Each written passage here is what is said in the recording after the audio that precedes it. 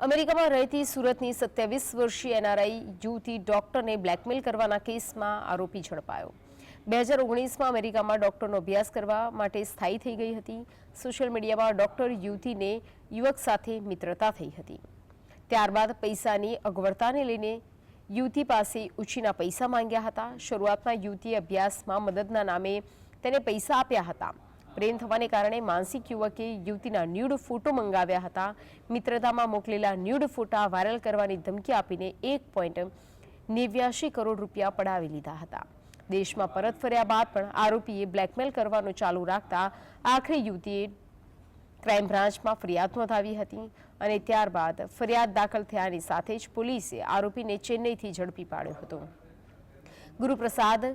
ગુરુઅપ્પનાયડુ કોવી નામના યુવકને cyber crime પોલીસે ધરપકડ કરી વધુ તપાસ હાથ ધરી છે।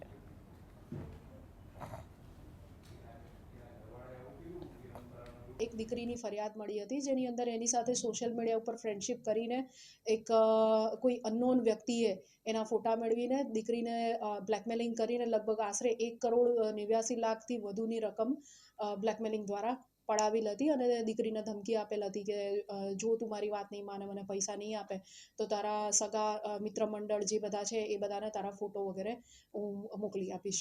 12 કલાકથી ઓછા સમયની અંદર ચેન્નઈ ખાતે જઈ ચેન્નઈથી સદર આરોપી જે દીકરીને બ્લેકમેલ કરતો હતો એને પકડીને અહીંયા સુરત શહેર ખાતે લાવવામાં આવેલ છે।